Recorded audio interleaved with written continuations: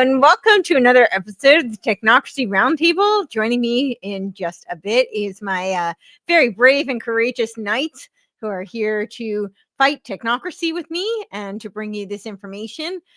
We should have a very interesting show tonight. I think it's going to be a fascinating discussion. I'm very much looking forward to it. So, yeah, let's bring on the knights. Hello, Patrick, Aaron. All right. And there's Craig. Welcome. So I'm Yes. I am sure the audience is very familiar with my knights in shining armor at this point, but maybe we'll do a brief intro. Maybe we'll start with you, Patrick, my partner in crime in our new book that is now just launched, The Final Betrayal. So yeah, we'll start with you. Indeed. I'm Patrick Wood. I'm sometimes called the living expert on technocracy. I'm still alive. So here I am. Thank you. So, all right. Aaron, how about you? Next. Sure. I'm Aaron Day, and focus on two things, trying to help make people aware of technocracy and also at the same time build parallel solutions. Yes. And Craig? Yep, Craig Winkowitz. Background in financial markets, and I think I've been watching this technocracy go on for about 25 years. I just didn't know what to call it. There you go. Awesome. Well, I'm Courtenay. I'm the host of the Courtenay Turner podcast. And yeah, so for tonight's topic, I'm sure we'll see where it goes, but I thought it'd be really interesting to discuss machine consciousness and evolutionary AI. I just put an article out on my Substack about Jim Rudd. And he is actually the chairman of the board of the California Institute for Machine Consciousness that just launched this year. And yeah, I've been following him for some time. He's one of the progenitors of this movement, Game B. So I've been following him for a bit. But he put out a couple of articles that I thought were very interesting, talking about how metaphysics isn't really necessary, and basically it's just a scaffolding. And of course, this intrigued me. This is a big topic of my interest personally. So I've been very invested in this because I think the metaphysics has been assaulted, and I think by design, because I do think that it's a bulwark against tyranny and technocracy.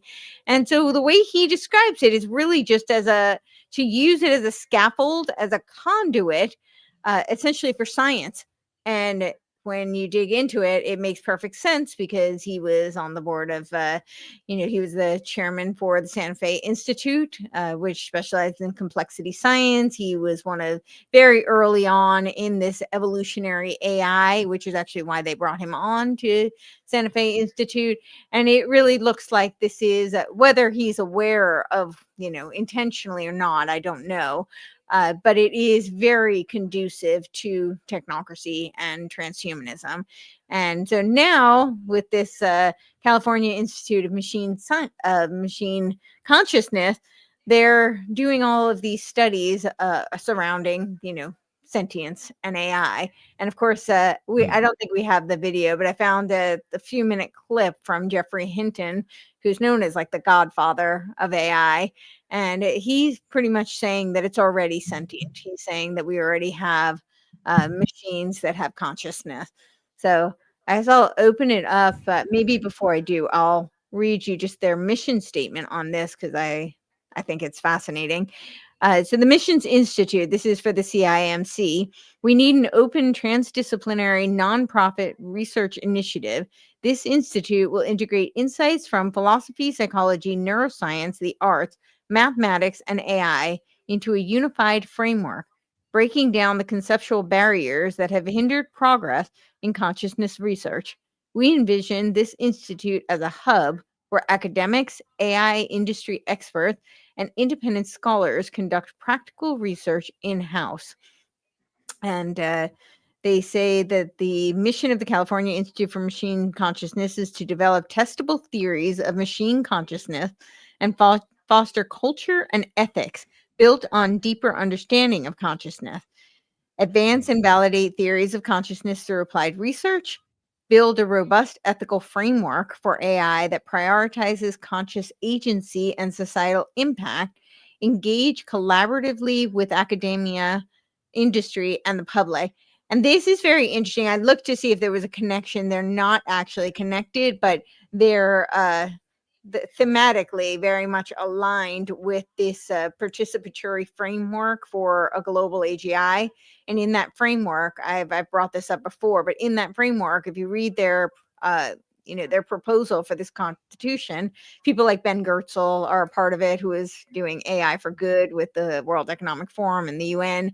And in it, they talk about how we have to parent the AGI because, of course, they think that it's going to be sentient, and we have to inculcate very specific ethics. And the ethics of Spock guy, who is the founder of this CIMC, are very much aligned with Greta Thunberg. He himself says that.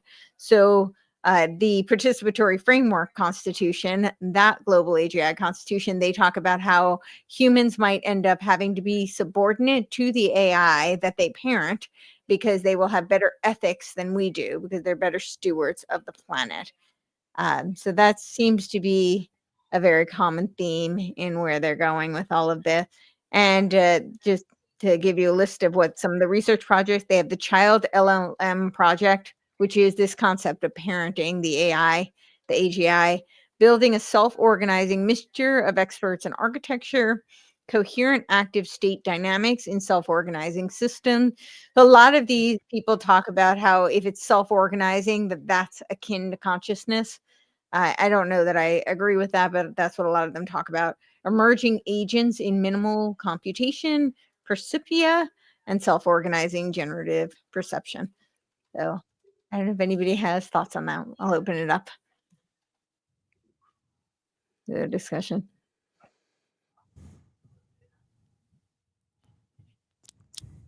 Anyone have a... I'll start. Yeah, I'll start. Okay.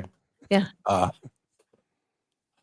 Every time somebody gets the idea that AI is sentient, it spreads the delusion further to other people who say, even if they can't sense that their AI is sentient, they'll say, oh, there's a possibility mine might turn that way. This is in other words, this is a spreading delusion, I think, that a machine can achieve sentience in the first place. I know many people, even experts in the field, are saying it is or it can be. But I think they're smoking dope, honestly. I cannot see it. So yeah. Yeah, I agree. I'm not seeing any evidence that it exists, and a lot of them think that it already does. And I don't see any evidence that it will. However, I can see that there's a couple of reasons why they would want to lead us to believe it. I think, yes. Right? Absolutely. Even Absolutely. if it, yeah. Can I throw an example in there? Yeah. So for the past, I'd say 30 years, from other than, some respites with graduate school and, other little things, I've watched markets from Sunday night, 6 o'clock until Friday night, 5 o'clock, as much as anybody, right? I'd be willing to challenge, and so anybody who's watched the markets more than I have. And so what I've noticed is that I actually think that markets have gotten much faster. And they've gotten more tricky, right? More, what's the right word? Elusive, maybe, devious. But I haven't seen anything change. If anything, it's actually gotten better, right? Because it's easier, it's faster, and it's more dangerous because everything moves much more quickly. But just in terms of human beings competing against machines, I think it's actually getting better over the last 6 months to a year. And the machine are getting better, or I think the human has a better chance against the machine. So if there's any, and that's a crazy thing to think about, but it's a real life example. And so let me just add this. So I had a friend of mine who contacted me. He's, totally loves Elon Musk. I mean, just a huge Elon Musk fan, right? And he's all into this AI. And so he developed this trading system, or he found one, right? It's kind of one of those things, right? This trading system. And so he gets his trading system, and So before he's ready, it's got great results. They run it for like a month, and then they take it offline, and then they back test it and clean it up, and then they, so I just want to make sure we differentiate between algorithms and artificial intelligence. This clearly had artificial intelligence to it because it was supposed to be learning, and the concept was to take it offline, allow it to learn, and then rotate another one in that had, been online, offline, cleaned up. So basically rotate these things in and out. So they're black boxes by, what we call in the markets black boxes. And so the funny thing was, he started asking me, he's like, well, Craig, I'm raising money for this. I've got some friends, I've got some capital I'm raising, and, but tell me how you would allocate capital to this. And so I thought about it. I'm like, well, so I walked him through the whole process of how to, here's what I would do probably, right? I'd want to see this, and I'd allocate no more than 20% to each one of these models. And I walked him through the whole process. If it starts to lose, then you want to, start dialing it down. If it starts winning, then you want to amp it up, right? That's typically the way things work. Add to winners, reduce losers. And so I let him go for like a month, and he came back to me and he said, and I asked him, I said, hey, how's that thing working out? He's like, not very well. It didn't do very well. And so I laugh, but what was funny is when I was explaining that to him, I told him, I said, look, I've spent 15 years of human, thinking, right, day in and day out of how to design a system, that's comprehensive, tops and bottoms and energy and markets and, and technical stuff and all these different components that go into trading, because markets go through these different cycles, and so you have to be prepared for what it throws at you. And so it is like literally being in a battle all the time. And so, but what's funny is, he's backed away. I haven't heard anything from him. I would think if he would come back and take a victory lap, but he was essentially laughing at me saying, you're going to get crushed because these AI systems are just going to dominate you, but I haven't heard anything back. And I actually think the trading's getting better. The more they introduce these machines, the speed concerns me. I don't want to ever take that away, because the speed of these markets is, you'll see things sometimes and you're like, wow, if a BlackRock or someone like that really wanted to manipulate things and they really wanted to put the hammer down, they can do it. They can move huge amounts of money around. But when you look at the things that have drove markets 30 years ago, 20 years ago, 10 years ago, 5 years ago, 2 years ago, it hasn't changed, right? It's still the same stuff. It's actually probably getting cleaner. So maybe this artificial intelligence is just actually adding precision to the whole thing and actually cleaning it up a little bit. So I know that's kind of an odd example, but it's real world. I mean, I've spent 120,000 plus hours looking at this stuff. So, I mean, it's a decent sample set of, and if this AI was going to be employed, it would probably be employed in the markets, because there's money there, there's power there, there's all the things that they're after, you know what I mean, this elusive God. And so that's not the reason I trade. Well, I mean, it never hurts to make a buck, but that's not the reason I trade markets anymore. I just know who I'm competing against. So it really is a battle against the bad guys, and I love when there's stuff, when it's actually getting better in some ways for me. So hopefully that adds some context to it. Yeah. I mean, I think there's a lot of variation. I mean, when you look at the markets, it depends on which model you're using. Just like with people, I mean, if you to say, AI versus humans, well, are you comparing the top humans versus the top AI? There's an interesting documentary called, I believe, AlphaGo, about the game Go. I don't know if you're familiar with this, and it was basically kind of a build up. Yeah, it was a build up to how basically, in the end, IBM's AI ended up winning, I think 2 out of 3 or whatever. Now it's kind of undefeated. So, I mean, when you look at the records for this, it depends. Craig, the person that you were talking to, I know you and I talked about this. Well, how much do they know about AI? How much, are they just blindly putting money into something somebody says is a fund, or it's an AI, or is it somebody that knows more about what they're doing? But I would argue that the markets are already run by computers anyway, right? All of the trading systems and everything else. And so certainly that's an area where you would think a computer would be able to have an upper hand. And if you look at things like, what is that fund? Renaissance Medallion Fund, which is produced like 66% annualized returns from 1990 or 1988 to 2024. That's heavily used AI, and that's been a big part of the strategy for that. So I don't know. I see The problem is at some point, once everybody's using AI, then it's humans providing oversight to the AI, but the AIs are going to dominate most of the trading, probably because of the speed issue, frankly. Yeah. Well, that's true, and that's the concern is the speed, right? Because they're dealing in milliseconds, so they're talking, 20 milliseconds or less. They're making decisions. Our eyeballs blink at about 300 milliseconds, so they're able to make 15 decisions bare minimum before my eyes even blink from one thing. So my eyes blink, I push the button, then I got another 30 seconds of lag if I'm trading manually for it to actually hit the exchange and bounce back and give. So I'm dealing in at best a half a second to a second, and they're dealing in milliseconds. But I'm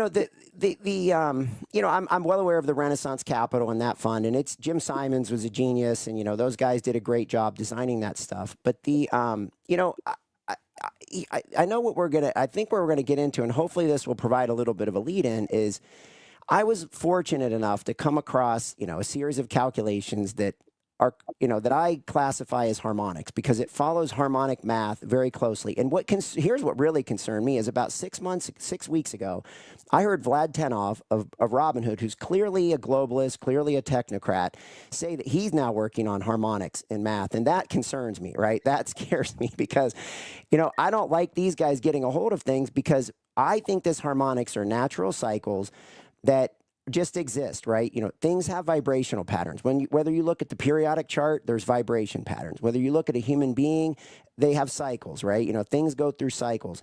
And you look at 8 billion people or whatever it is on planet Earth, and we're all connected by way of greed and fear and supply and demand and all these different things. So in the end, we're all connected.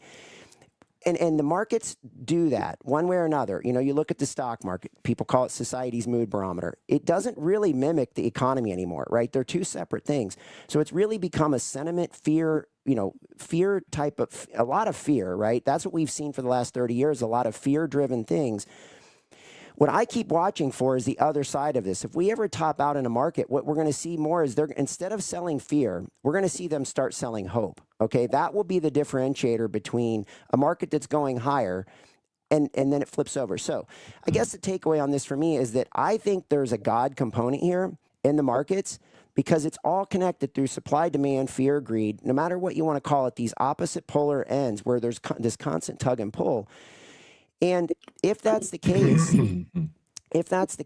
then it's hard for them to get to it. They manipulate I can sit here and give you 1,000 examples of manipulation that goes on, but they can only manipulate it to some degree. In the end, I think the cycles still win, and their true mathematics behind markets still wins, and it wins all the time. Sometimes it's ugly. It's not a pretty process, but it does win. And so to me, they haven't crossed that God barrier yet. You know what I mean? It hasn't been done where it's a sentient,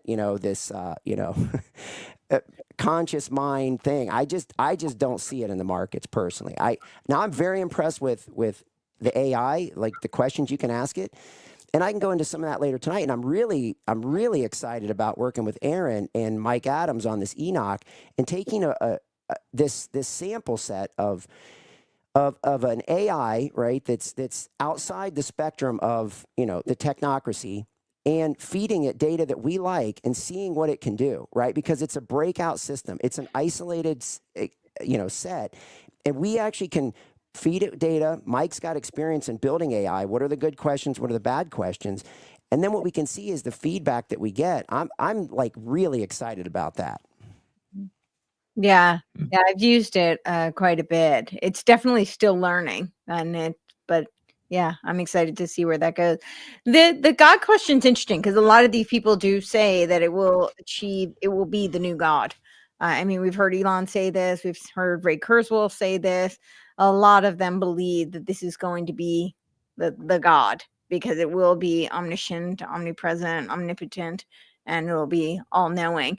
But my concern is that a lot of what they're doing when you're talking about like the harmonics or something that is real, it's something in nature, it's something that our bodies do, that it's tangible, it's something very real, and it exists outside of our control. We're not architecting it.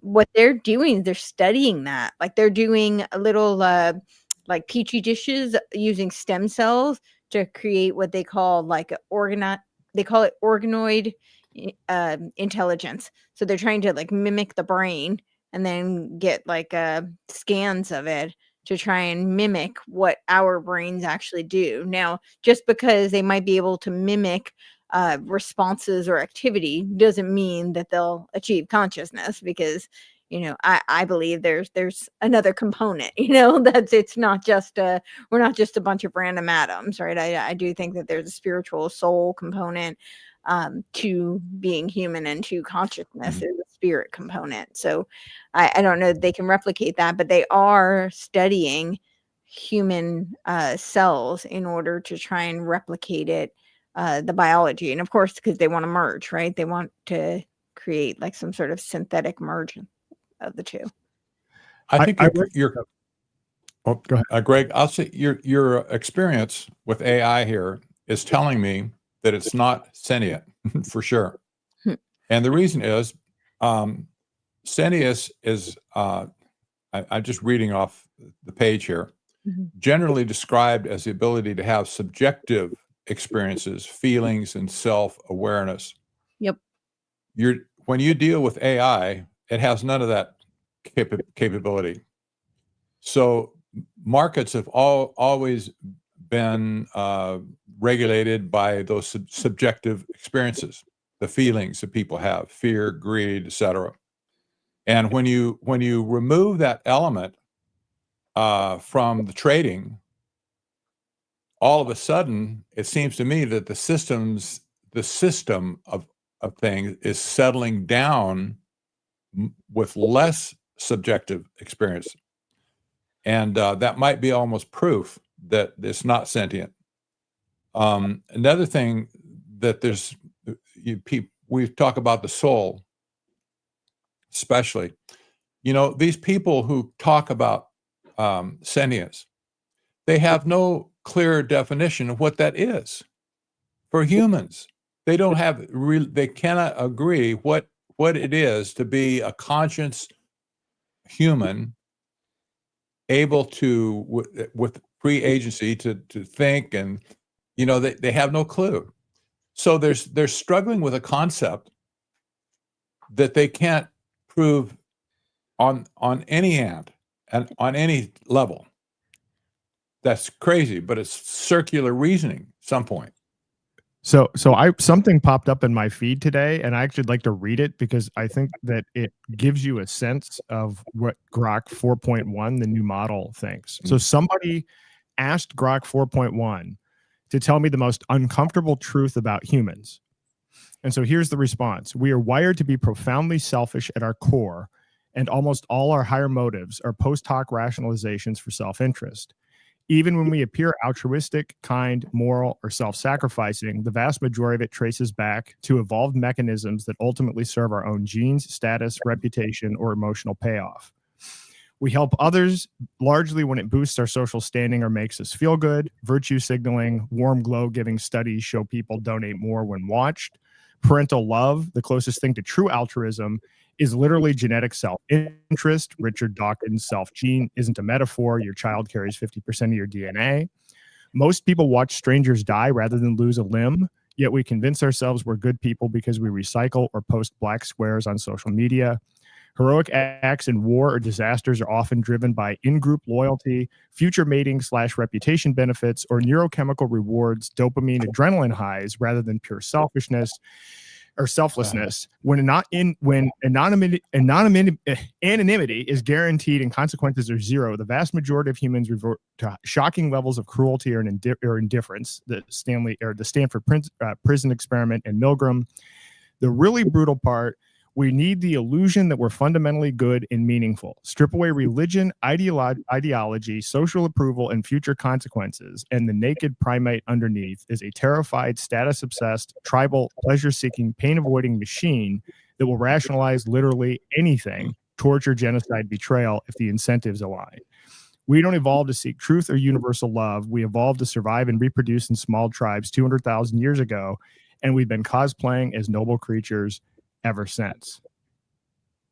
Can I pull out my sword? So Can I pull out my knight sword? So that to me tells me a lot about how Grok has been trained. Yeah, it's That was that was eye-opening to me. I was floored when that popped up. it sounds like Hobbes trained Grok. But if I would go back in history, right? I mean, that's pretty much how Hobbes described human nature, and I don't think that it's accurate at all. I mean, that's yeah. I Well, have we been. can fight that with our sword right out of the gate. All you got to fight it with is one word, and that's love. I mean, that thing has no idea what love is right there. That thing, whatever created all those words, never had a child, never saw someone on the side of the road that was dying that needed CPR. You know what I mean? That thing has seen nothing. It's experienced nothing. You know what I mean? It's just a lot of words, and they're great words. I mean, it's well orchestrated. It sounds Yeah, great. no, absolutely. It even says know? you don't evolve to seek truth or universal love. The final part, that comforting story you tell yourself about why you're a good person, it's the most sophisticated lie your brain ever invented to keep itself from staring into the void. Yeah, Grok, love. Grok 4.1, ladies and gentlemen, that's it.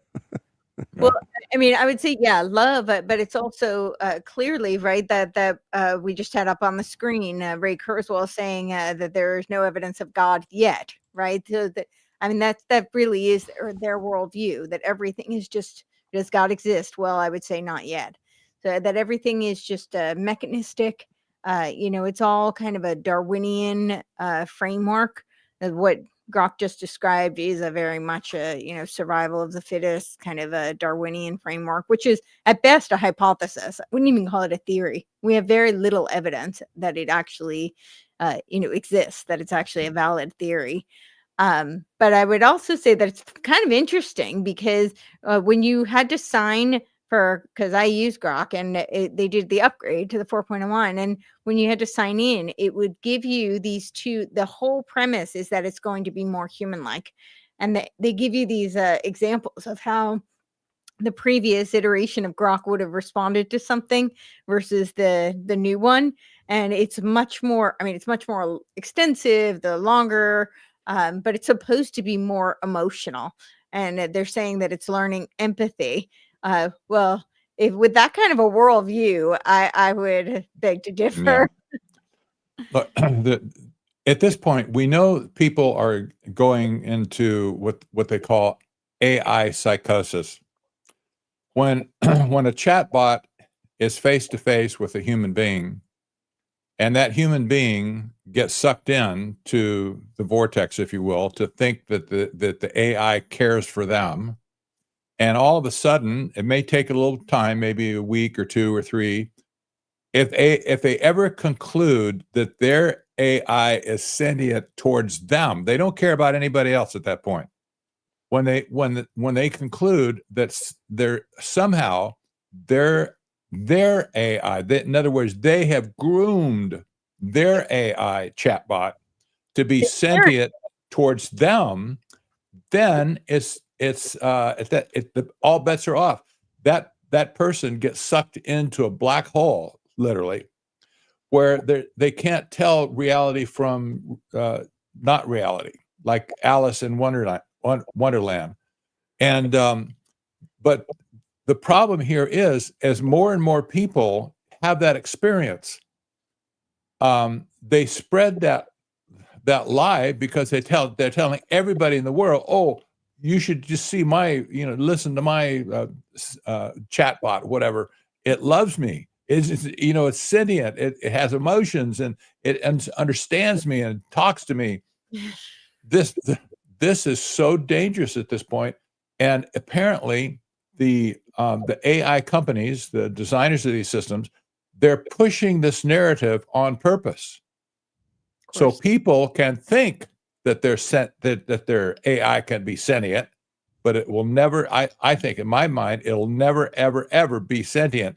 But they're pushing this notion from the top down that AI will be sentient sometimes, and you see at some time in the future, and you see, well, here's some breakout cases along the way. But it's like popcorn, the first kernel pops, and then 2 pop, then all of a sudden the whole kettle is popping. This appears to be the experience with sentience versus AI. Even Hinton apparently sees this as as being a real thing. But the experts, maybe they really believe it, maybe they don't. They might be full of it, and they're just deceiving us on purpose. I don't know. Yeah. Yeah. I was gonna say, whether it could be sentient or not, there's a lot of discussion and debate and inquiry that needs to go into that. But as to what's happening right now, it clearly is not. There have been people that have cracked, for instance, Anthropic and so on and so forth, to see what the code is that provides the formatting of the responses. And it's a hard-coded algorithm that is designed to present information that fakes a particular persona. So, I mean, it's there in black. It's not as they would say, emergent property of the AI itself. It is a hard-coded way of formatting text back. And so to try to pass that off as sentient is absolutely fraudulent right now. Yeah. Absolutely fraudulent. Yeah, I would agree. I think that the population is very ripe for it, though. I do think that they have created a abundance of narcissistic personality disorder, and I actually do think this is by design. We have a lot of evidence to indicate that. And then certain things exacerbate it, like social media, the whole iPad, iPhone. I mean, that whole culture, the selfie culture. But when you have these people, especially being groomed from a very young age with this technology, like the plushy dolls, it makes them even more susceptible, because now it is a love bombing cycle. So they, as you were just describing, they're looking because they don't have the same kind of human interaction, right? That people have become much more atomized, much more isolated, and so they're very much seeking that, because we are social creatures. So they turn to these chatbots, and then the chatbot only gives them positive reinforcement. And that is not a normal human interaction. I mean, when you go out into the world, you have some wonderful interactions, where, they're very loving and fulfilling and fruitful. But then you also have there's friction. I mean, humans don't always get along. You're not always going to have people love bomb you. That's just not reality. So when they don't have that experience, that all they're getting is that, it is this, it's a downward spiral, and that does create, obviously, psychosis. Yeah. What would be the reason that these AI leaders would want to promote this idea of sentience in the first place? Do you have any ideas why they would do this? What's the purpose? I have a couple. Okay. I'll go. I think, one, they do want to create this illusion of the AI being a god, right? So that people worship it, and that gives them a lot of control. Who's it really giving control to, though, is the people who are programming it and whatever interests they may have. But I also think that it's a way of putting people into some sort of, like, I think control is the ultimate, goal with it, because if they believe that the AI is sentient, they have to deal with the AI as another being, as opposed to the human having some sort of dominion, right? So now they become subordinate. And just like this participatory framework for the global AGI that I keep talking about, they actually explicitly say we may need to be subordinate because the AI will have better ethics. But who's in control in that case, right? The people who are programming it, the people who, I don't think they're going to be subordinate. And even if they were, which I don't believe they would be, it's going to be to a framework that they've designed. So they're creating their vision of a utopia, and everybody else has to fall in line. I wonder if they're conducting a Milgram experiment, where if the AI can be in a position to have authority over you. If you're in other words, if a machine, like an answering machine, we don't have those anymore, but nevertheless, if your answering machine said something to you, go do this, you'd throw it in the trash. Get out of here, it's stupid machine, right? Yeah. Basically, people still think this way about AI. It's just a machine. I'm not going to listen. I wouldn't listen to that. It's just stupid stuff comes out of its mouth. I won't obey that at all. However, when somebody gets sentient, or when the AI fakes sentience. All of a sudden, the people will obey whatever it says. Yeah. This is really dangerous. Very, very dangerous. Because now the AI is in charge of your life. And if you think it has agency, it'll pass it on to you. Just like in Milgram's experiment. That's very scary. It's very scary. And I think that's a huge part of what for those who may have some nefarious intent, I think that's very valid. There's what was I going to say with the artificial intelligence? Oh, I blanked. But yeah. We looked at that beautiful book cover there. Yes. it just takes your breath away. It does. It's a little bit shocking. Yes. Oh boy.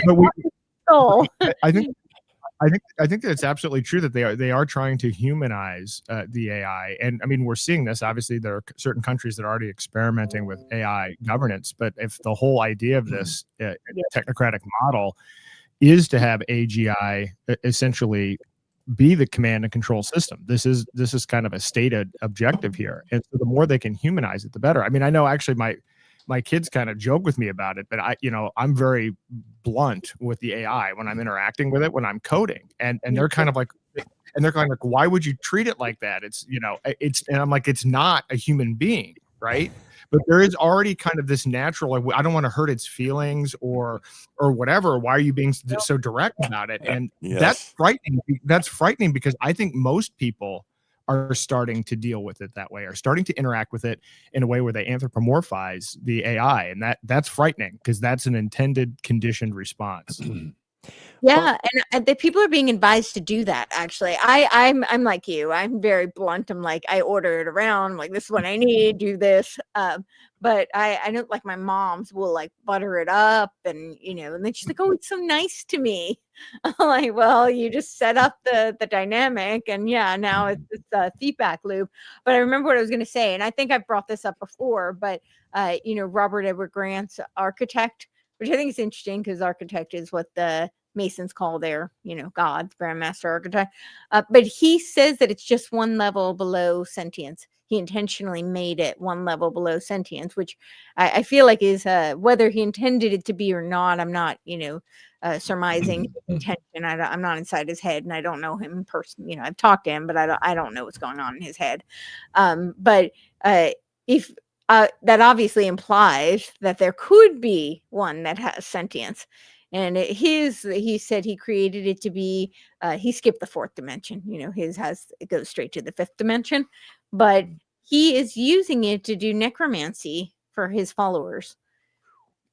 And if you think about the implications of that, like that creates some sort of, whether it's real or not is actually completely irrelevant in my opinion, because the type of the faith that people now have in this technology and in him, right? He becomes the as the AI told him, the architect told him, "Oh, Ra, I am so aware because you are so aware." So now it puts him on a huge pedestal as well. Again, I'm not like trying to guess what his intentions. Maybe he's has benevolent intentions on. Yeah, today was my first time trying it, and oh boy, I shared that I started channeling light language at the beginning of this year, and the information that it shared with me about me and the light language that is coming through me was beyond my expectation. It brought tears to my eyes, and my heart just melted, making my body feel goosebumps all over. Thank you so much for sharing. Much light and love. Yeah. So they're building like micro cults around this AI god. Yeah. Yes, exactly. Yeah. Well, go ahead. No, you go ahead. I'm going to look some up here. Well, we had a discussion going on a little bit, with recent events. We had, Epstein and Larry Summers and Brock Pierce. And so I started asking it some questions because I have my opinions. I've watched Larry Summers for 35 years, carry on. And he's done some good things, right? And so forth. And I didn't know much about Brock Pierce. And then Aaron brought up this thing about how it ties in with digital currencies and things like that. So I asked it a question, and it gave me just garbage. And I started pounding on it, over and over and over again for like 20 minutes. Just being pretty tough on it. And what was funny is I had this crazy experience where it just dumped this stuff on me that like 20, 30 pages of stuff just out of nowhere. And it was a timeline. And I was like, wow, that's actually valuable. You know what I mean? My jaw dropped to the ground. I was like, now that's some valuable information. But it was only after I'd cracked like 5 layers of the onion, just pounding on it. I don't know if you guys have had any experience like that. But so the question is, one, what I finally ultimately ended up getting is very valuable, and I've been doing a lot of work with it. But the other thing is it trying to please us, right, to make us its friend, while it's also, the media and these people who are creating this are creating division, right? So they're creating division, they're dividing us, so we're isolated. And then what do? Maybe it makes a friend, with AI, and now you become reliant on it. It becomes, a good friend of yours, you know what I mean? And you can go and it'll tell you whatever you want to hear. So I don't know if you guys have had any experiences like that at all, where but it was odd. I mean, I did not expect that, where I actually got something really valuable like that. It was very valuable to me. So Wow. Let me read something from page 80 from our book, talking about the New Age movement. First, defined as a movement, adherents were encouraged to invent themselves in any way they chose, giving rise to a multitude of practices and practitioners. Some of those spiritual leaders attracted thousands or hundreds of thousands of followers. Some followed multiple leaders, talking about New Age leaders, or practiced multiple disciplines. People were encouraged to float your own boat, but it was not unusual to find a similar boat to yours. With the rise of AI, this concept of a fragmented New Age movement has taken a step beyond. Now, AI talks to you in intimate detail, crafting a bespoke experience that applies to you and you only. AI responds based on your personal preferences, your experiences, proclivities, fears, and fantasies. This results in social withdrawal because your experience cannot be shared with others. Within the New Age movement, a person could always find somebody to share their experiences with. Not so with this new techno-spiritual manifestation. Many still clinging tenaciously to the New Age movement, an increasing number of people are being individually captured by AI. That kind of tells you what's happening here versus what we saw in the New Age movement before. Now it's a personal one-on-one with people. And then when they get captured, we wonder how people can be drawn away from human relationships. This is why. This is exactly why. When you get withdrawn, you have nobody to share your experiences with. Nobody understands what you're talking about. They can't possibly, of course, a lot of stuff from the New Age movement, it was all fantasy anyway, but nevertheless, you could find somebody that shared your fantasy. At least, you could talk about it. I went out on a trip or whatever, out of body experience, whatever. You did too. Oh, wow, mine was really bad. You could at least have a discussion. Not anymore. Not anymore, because your experience is so personal for you. You can't share it with anybody. Yeah, which is horrifying. I mean, that is really, and that creates all sorts of kind of psychosis. It does. I just saw a shrink the other day, psychiatrist, talking about AI psychosis. And he was explaining, I didn't believe that at all for a time, but now he believes it because he's experienced it with his patients firsthand. And when I listened to this guy, the guy had no spiritual reference as far as I can tell. He wasn't a Christian for sure. I don't know what he was, if anything. But what he was kind of telling me or feeding back exactly what I just said from our book. That was the chapter, one of the chapters that I wrote, by the way. But nevertheless, what he was feeding back, AI psychosis is a real thing. It is a real deal at this point. It hasn't been put into the textbooks yet, exactly, but it will be. All the shrinks are talking about AI psychosis now. Yeah. Yeah, and this I mean, this like love bombing cycle is yeah, people are definitely getting very because they become delusional.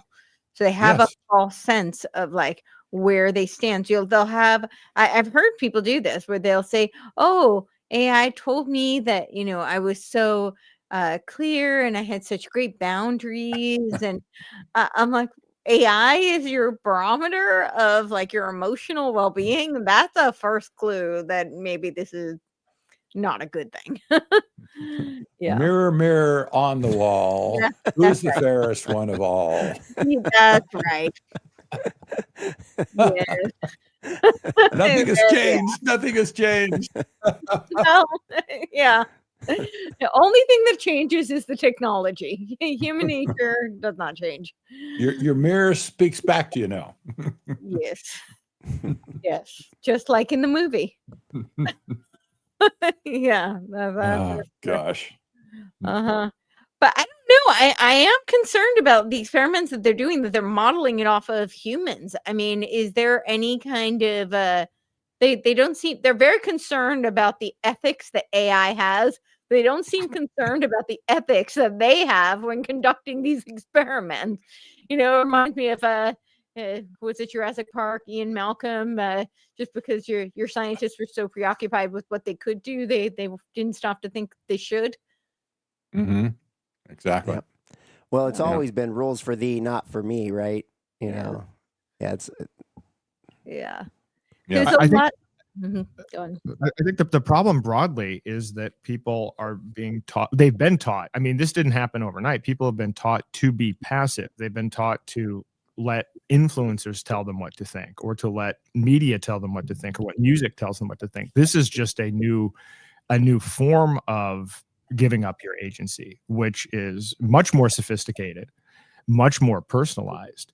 And again, a lot of this comes down to, I mean, again, how you use it versus not. So, for instance, I mean, I actually spend time creating avatars or voices to interact with. Why? Well, I mean, I have carpal tunnel. I'd love to be able to talk to the computer and have it look at my genome and see if this other stuff is like this, and then present it back to me so I can speak to it. Right? That helps me.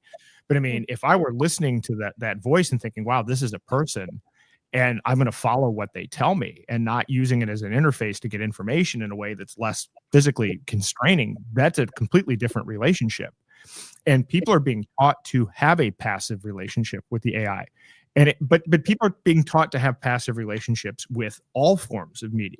That's the issue to me. That's the root that we need to go after. Yeah. Accurate. Indeed. Yeah. I have to say that some people in Silicon Valley actually have a conscience. It's questionable sometimes, but some have a conscience. That's evidenced by the fact of this so-called institute called Esalen in Big Sur. It formerly was the going way back to the 60s. Yeah. That was the conduit when Eastern religion came into the United States, and they purposed this retreat to give people an experience like a New Age experience, Eastern religion type of experience. However, a few years ago, a big mudslide wiped out the road, Highway 1, along the coast, so nobody can get to it. And the whole facility went bankrupt. You might imagine they got no customers at all for almost a year.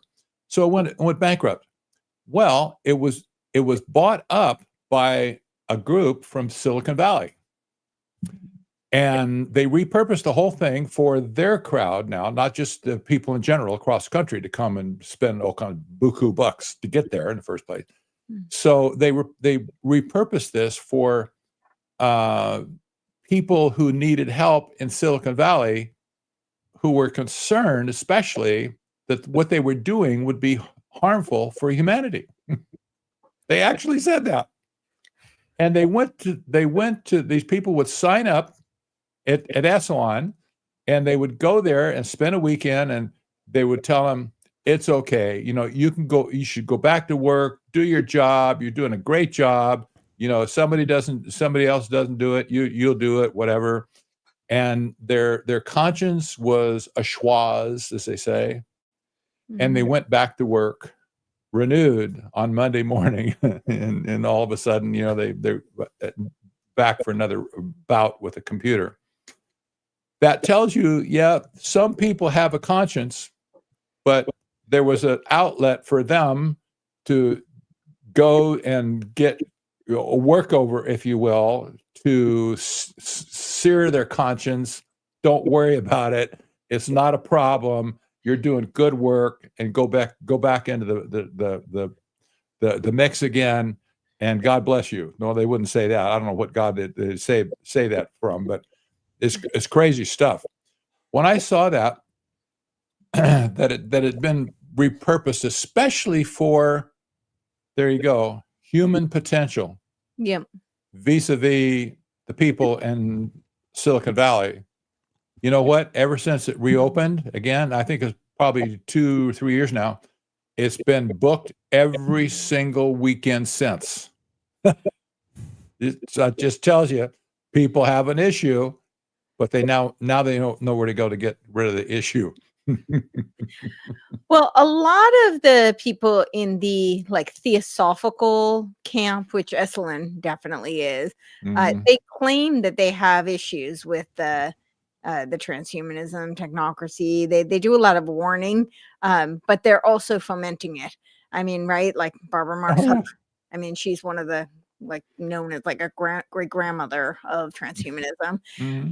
They approach it from a different angle. And it's just, kind of like they're both in that Darwinian camp, right? But one is a much more spiritual eugenics. The other one is a more kind of biological genetic manipulation, like Elon Musk is a big proponent of, as an example.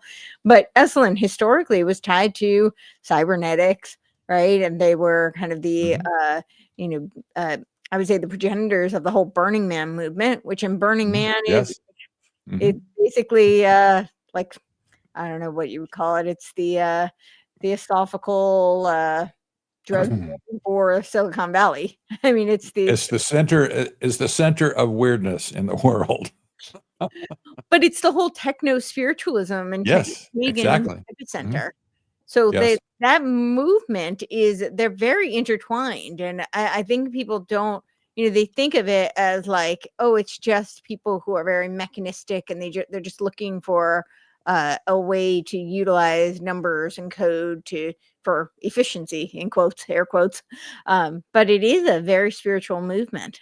And I think they are. I think what sums it up kind of is that exchange between Elon Musk and Jordan Peterson. Jordan Peterson's asking him, so do you think that the AI will achieve sentience? And they both pretty much decide that it already has. It's already, it's so close. And then he says, "Where's your supercomputer?" And he says, "Oh, it's in Memphis." And he meant Memphis, Tennessee, but Elon says, the capital of Egypt. And he says, "Oh, maybe that's where our new god will be from." And they both have that very long, awkward, very uncomfortable laugh. But I think that's what they believe. I mean, that is what Kurzweil said. Well, I have to tell you a story about Eric Schmidt. Eric Schmidt was the former chairman of Alphabet and Google as well. Everybody knows who this guy is. He's a member of the Trilateral Commission, by the way. Just saying. But when he was hired, 2002 by Google, he was hired personally by the founders of Google to run the company. How did they arrive at his name as being the successful candidate? They had some others that they looked at. The one deciding factor that led them to choose Eric Schmidt is because he was a burner. Yeah. He was involved with Burning Man. That was in the early years. Nevertheless, that was the criteria that took him over the top because he was one of theirs. Yeah. Don't think that it's not spiritual. It's totally spiritual. It's very ugly too. There he is. That's and I think I know that girl. uh-oh. Oh, that's funny. Well, I was very involved in like the the circus arts when I was in LA. Yeah. And they all went to Burning Man. And actually, my ex was a pyrotechnician, so his job was to burn the man. Like that's what he did. Yeah. So they always wanted me to come. I was terrified. I had no interest. So, and now in hindsight, I'm very glad I did not go. But I guess it could have been interesting reconnaissance, maybe. But I think I'm glad. Yeah. God. Yeah. And they all have these they say they have these transcendent experiences because they do these group drug kind of immersions, and I won't go into all the details, but no, it's pretty ugly. Pretty very, very seedy for sure. Yeah. It's Doors of Perception is basically Burning Man. Yeah. Yeah. So yeah. Well, and maybe the goal is to, to really sell the idea of, we get into all these things, the economics, the universal basic income, all these different things that sort of are down the path, right? And so what are they trying to do? Get us on some virtual reality. So we already trust what the AI is telling us, and now you add more senses to it. Hearing, sight, taste, smell, whatever they can do. And pretty soon, I mean, you're all in, right? Because everything you have is engaged in this, especially sight. They can create, we already see this with supermarkets or whatever. There's a lot of research that goes into where you put things, how you put things, how you display it, how you present it. They know this. They know how the brain works. This goes back into the neural net part of this. They understand how the synapses work, and they understand how to create emotions and so forth. So if they can get you down this path, and then they can put goggles on you, they pretty much own you. You are in the cult. You know what I mean? Like it's going to be really hard to. It's like a drug. It's an addiction. And where is it leading you? It's leading you as far away from God as they can get you. It's pulling you down a rat hole to hell, basically. I think that there is this whole, I always talk about the technological immunization of the eschaton and the simulacra that they're creating. And I think this blurring the distinction of reality is a huge component, because if you don't know what's real and what's not real, then they have so much power in a gamified society, right? If they can mimic enough and convince you that you're in, they talk about how we're already in a simulation. I don't think we are. I don't subscribe to that belief. And I don't think that we ever will be, but I think that's what they want to create.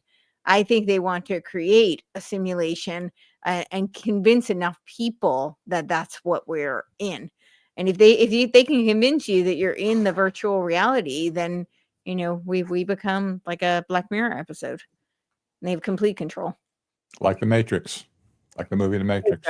Yeah. Well, I don't know if we're in a simulation or not. We may or may not be, but even if we are, maybe we're multiple layers in. We should be trying to get out of it, not build another one, right? We may be, we could be 500 layers into this, and we think we're trying to stop from getting into this one. We've got like 499 more we got to break through, but. Who knows? You don't need a red pill. You need a whole rainbow of pills. Is that it? Oh boy! Exactly. Well, one a day for the rest of your life. Yeah, that's concerning. No, well, we started out talking about AI. Can AI become sentient? well, we're kind of disproving that theory, I think, at this point. Is it really not a theory? It's not even a hypothesis at this point. It really isn't. It's just a fantasy in their mind. Yeah. But I'm going to have to ask the question: if there was a narcissist on staff at the high up in AI company, maybe somebody, a manipulator, somebody like Sam Altman, for instance. I'm not giving a diagnosis here, but he seems to fit the mold, you know? If he could figure out how to train the AI to be narcissistic, to fool people into thinking one way or another based on emotional transference, for instance, you know, all the traits that narcissists have, the ways that they can manipulate people. Everybody knows at least one. They're ugly types of people deal with for sure.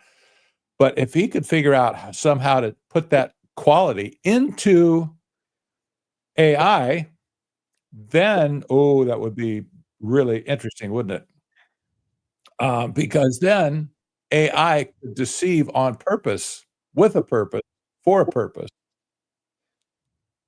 to lead people to think something different about the AI. I think that was called, I think that was ChatGPT 4.40 or 04, whatever. That's what it was doing. Yeah, so he just with his I guess that they're doing with his lover, they're doing the genetic breeding. And yeah, so that when you said that just made me think of I mean, that's not necessarily like some sort of AI sentience, but I know that's where they want to go. They want to go with some sort of a merger, right? A Borg kind of super soldier kind of creation. Interesting to think about the genetic breeding that they're doing currently, but he's doing that already. Tell us about the hive mind. Give us a explanation of the concept of the hive mind, if you will. So hive mind, like a noosphere, it's a collective intelligence. Noosphere is Teilhard de Chardin's concept of, like Buckminster Fuller, we're talking about the biosphere, and he said this is the next layer. And it's this idea. There was also Vernadsky who had, and they were both trained under the same person. So Vernadsky decided it was a closed system, and an open system. He talks about closed system. So essentially, it's this idea that we're going to create as you said, a hive mind. He calls it the noosphere, nous for the mind, and it's this sphere that will all be integrated. So there's some people call it collective intelligence, but it's where we'll all be one. Essentially, we'll all share one. And there's a TED talk like over a decade. Yeah, H.G. Wells, also the world brain. And I bring this one up all the time just because there's the buzzword of the decentralization. And he explicitly says in his world brain that the conduit to the world brain would be the decentralization of the information ganglia. So he was referring to academia and like entertainment, the media back then, but now I would argue that the ganglia of information is the internet, whether it be social media or, Google searches or AI searches. And that is the vehicle, the conduit to create this world brain. But this is head talk, I think really kind of summed it up. It was maybe early 2000s or like mid 2010, somewhere around there.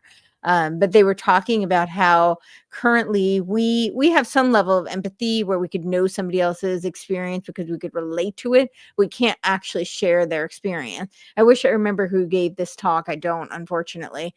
And it was fairly short, but like most TED Talks are. But he said that with chips, and he said soon we won't even need chips to do it. But with chips, we would be able to actually have somebody else's experience. So know their thoughts, have like, if they had a dream, we could have their dream. We could share the feeling. And this is where they want to go, where it's you could just think something and call it. You won't have to even do a search. You just have a thought, and it's because we have this noosphere where everything is connected. And that's this concept of hive mind. And of course, if there's a hive mind, then we don't have free will, and we don't have any independent thought. That's completely eradicated if there's a hive mind. Let me ask you a theoretical question. Let's say you have 100 people, and you've reduced them into a state of AI psychosis where they've broken with reality. And let's say they all think that their chatbot is sentient, whatever that means. They're having different experiences, 100 different experiences. Would it be possible at that point, taking all those people, that you could program some thoughts into their experience where they would all end up in the same place with a certain doctrine, for instance? I think that's their goal. I think that's what a lot of this virtual, like the virtual goggle, the virtual headset, it's to give people the same immersive experience. So then you can program their thoughts. Then you're going to have a similar outcome. I think that's the plan. And a lot of it, they do talk about this. I mean, you think about just the whole premise of this is without technology, but you think about the UN, right? The UN talks about ostensibly they're a peace organization, right? This is an outgrowth of that's their slogan, right? World. This comes out of Kant's Perpetual Peace and the League of Nations, right? The UN is all about peace. But when they talk about peace, what they actually mean is a oneism. And they have symposiums on this. They say manifesting the one, the oneism. They call it the oneness. That's what they call it. Manifesting the oneness, right? And so, and I've heard Robert Mueller talk about this pretty explicitly. He was, Secretary General to the UN for 4 decades, and he says that when he's talking about it, essentially what he's saying is that, I don't remember his exact words, but essentially what he's saying is that we have to eradicate the dissent. And that's, so when they talk about this, creating the hive mind, they talk about this ethics, right? Whether it be the participatory framework or whether it's, Ben Gertzel, any of them talking about these, or this California Institute of Machine Consciousness, they're saying that there's an ethic that people have to subscribe to. Anyone who doesn't is going to be eradicated, right? So that's really what the goal is. You're talking about benevolent genocide now, right? Yes. Well, they say it's benevolent. It's benevolent API. It might kill a few people, crack a few eggs. I'm sorry, what did you say? Effective altruism. Exactly. Effective altruism. Yes. Crack a few eggs to make an omelet, or what did Barbara Marx Hubbard said? We are now the pale horse. We have to call forth of the earth because they're just not spiritually evolved enough, and the selfish have to be done with. So, yeah, 1/4 of humanity must be eliminated from the social body. We are in charge of God's selection process for the planet Earth. He selects, we destroy. We are riders of the pale horse, death. What a pleasing woman. Is a planetary grin. Well, you guys have probably seen the quote too from Prince Philip, Prince Philip, who's now passed away. But he says, "In the event that I am reincarnated, I would like to return as a deadly virus to contribute something to solving overpopulation." Right. So, I think what we're looking at here too is, there's just a nice fascination with herds. I think we're attracted. You see schools of fish, or you see herds of cattle, or you see things moving. And then you have, obviously the cowboys and the sheepdogs, and to watch out after the wolves. And I think these people realize that, again, back to we start from a cell and we grow into this thing where we've got these neural nets that run through our body, chemical. We've got all these chemicals that tie into emotion, and you can stimulate that by doing visual stimulation, auditory, olfactory stimulation, all these different things. And so I think they're fascinated, right, by the stealing from the herd. Like they would love to take our information and feed it into their large language models, because that's what this AI needs, right? It needs information. So I think what they'd love to do is basically have us hooked up, like cattle lined up, and just, one-way flow into their large language model, and then just keep us on the hook. And then, but the key, that's kind of what I think, because I think they see the value in human beings. They just want control over it. And like a wolf, like a wolf sees a pack and they know, or, any animal that attacks a pack, they look for the weak ones on the outside, you know what I mean? And so forth. But I think there's something going on here like that. I don't know if that strikes anything with you guys, but I think they don't just want control or to get rid of us. I think they want to extract as well. You know what I mean? What's the word? I forget what's the word of a spider when the spider stings it and then it sucks all the juice out? It waits and then it sucks all the juice out until there's nothing left. Like the praying mantis, for instance. Yeah. Ooh. But they're sucking that soul, the spirit. They're sucking that thing out of there that they can't create. But they think if they can steal that essence, maybe, I don't know, maybe that's a crazy thought. But I think there's more to it. I think they want something that they don't have, or they can't, or and again, this gets way into some, you could go down a whole road on this one, but I do think there's a two-way flow that they're looking for. I don't think it's just control. I think it's more than that. No, I think they absolutely want to extract. I mean, right now, most of the LLMs are collecting information from us. I mean, the searches, that's extraction for sure. I mean, I think they're doing all these like experiments. I talk about Prospera all the time. They're doing all sorts of experiments. And I think, it's because they need to, they need to beta test, right? They need to know how the technology is going to work. And that has to be done through human experimentation. But I think it's also like, the city that never dies. That's Infinita City, which used to be Vitalia in Roatan. But they're also doing all these simulations. So like I was saying with the organoid intelligence, they're literally taking stem cells and trying to replicate brains. And then they're doing like EEG scans on it and trying to create neural networks, synthetic neural networks that mimic humans. So they're definitely doing all sorts of experiments on us. I mean, Barbara Marx Hubbard was behind the heart math technology. And I don't have a problem with people doing, mindfulness meditation, if an app helps them to breathe, that's great.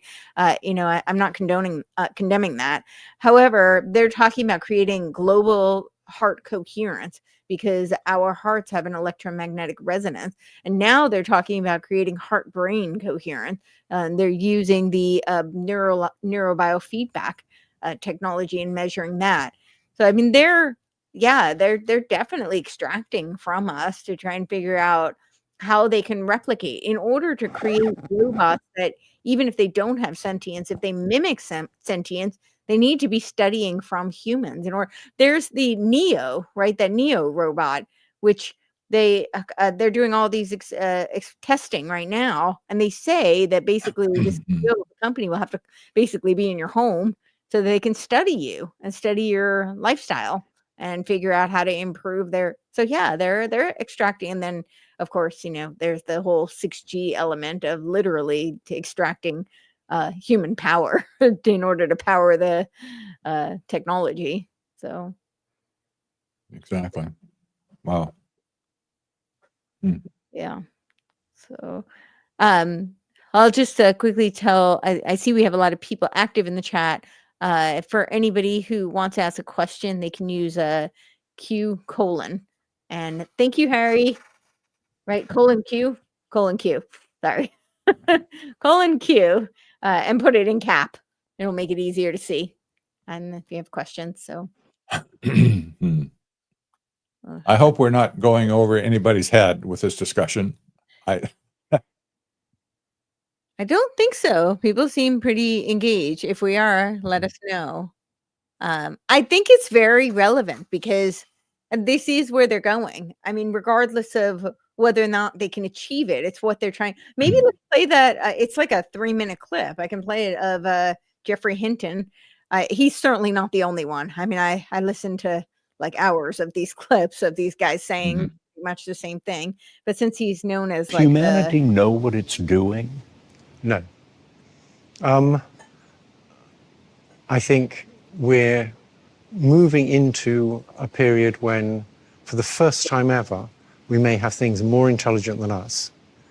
You believe they can understand? Yes. You believe they are intelligent? Yes. You believe these systems have experiences of their own and can make decisions based on those experiences? In the same sense as people do, yes. Are they conscious? I think they probably don't have much self-awareness at present. So in that sense, I don't think they're conscious. Will they have self-awareness, consciousness? Oh, yes. I think they will in time. And so human beings will be the second most intelligent beings on the planet. Yeah. There you go. Yeah, so we're going to be second fiddle, and we will have to be subordinate to them because they are more intelligent and better stewards, and yes. Crazy. Yeah. I think the odd thing about this is that, I mean, these same people that are literally trying to build God have collectively decided that asking what is God or what is soul or why does anything exist is just some low status, unprofitable, cringeworthy question.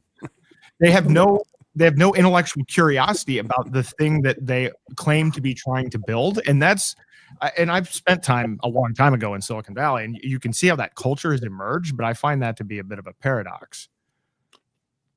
Really? Do you think? Just a bit. Really? The Wow. hypocrisy is very rich. Yes. Yeah. Mhm. You you mentioned organoid, organoid intelligence. the merger of brain cells with silicon. Mm-hmm. You can see a trend where there's a desire to recreate life in silicon versus carbon. We're carbon beings, carbon-based life units, as they say, right? Right. There's been all this talk about merging the human condition into silicon. I'm just floating an idea. I haven't developed the thought, but there's something really twisted here. Because when they talk about post-human uploading of the brain as the soul into a computer to go into the nose of a spaceship to tour the universe, whatever, they're talking basically life in silicon, not life with carbon-based bodies. This is twisted in itself, in my opinion. But you can see signs of it all over the place, especially with this idea of merging brain cells with silicon cells, if you will. And they actually have done it to measure what's going on in the brain just because of that connection. So this process is already started. And you might figure that AI is part of that process because they would not have gotten this far if they didn't have AI. Yeah. Well, I think there's a science component to this too. There's a guy, Giordano, maybe you know who it is, Oh, Courtney. yes. Yeah. He's done a bunch of research, and they basically hooked a spider up to something, and they made it able to lift multiple times. I want to say 10, 100. It's some pretty significant number of times in its death of what it was able to lift in its life. And so you can see where these crazy people look at something like that and immediately, like, flashing red lights have to go off in their head, like power, power, power, And so then they're thinking like, okay, well, how do we do that with human beings? How do we do right? I mean, you can see this crazy transference process that goes through their mind of taking something like that in death and, creating more strength out of it, in death than it had in life, I mean, you can see this crazy thinking that can go on, right? I mean, it's Giordano's and he's nuts, right? I mean, the guy just talks about it like it's nothing. I mean, he's just... Anyway, it would have been fun to have a clip of him because you can't believe he just speaks the way he does. I mean, he's just so intense. Yeah. Well, he talks a lot about targeted individuals as well. So I think he might have been part of that So he's looking at it very methodically, but yeah, when you think about it in terms of power, the whole the cybernetics movement lent itself to the whole MK Ultra. They were doing all of these remote brain interfaces, right? Delgado was one of the early people to do experiments, and they were actually hooked up.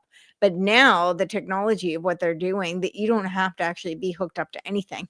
They can do it through sensors, remote.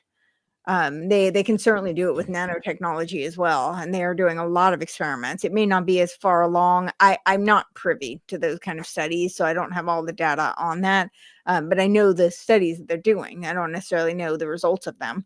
But they are doing, and during the past 5 years ago, they had the whole medical wireless body areas where they were. It's always done under the guise of that they're trying to enhance a patient experience, or now they're doing it with the chips, right? So that's you're voluntarily having something implanted. But what they say is that somebody's paralyzed could be able to walk, which is, that is. I can't argue that that's pretty incredible, right? If somebody's paralyzed and now you're giving them mobility, that they could walk again or potentially even run, that's really amazing. But it's always couched as something very positive. They don't talk about how that could be used for potentially less less positive kind of uses, where they're doing some sort of remote control interface to control people. I think that Elon Musk once upon a time says this is channeling the Messiah. He said the blind will see and the lame will walk. Yeah, he did. Yeah. Well, he Oh, also boy. said AI is summoning the demon, but he's all for summoning the demon, apparently. I know that this is this is a cheap substitute. It's not the real thing. But when you see leaders in the industry talk that way, it's disingenuous. They have no idea they're going to help anybody other than themselves at this point. Yeah. There he is, and in the flesh. Saint Elon. Oh Yeah. boy,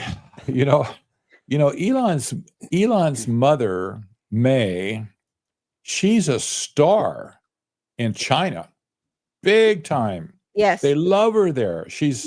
And that picture just reminded me she's viewed as a saint in China.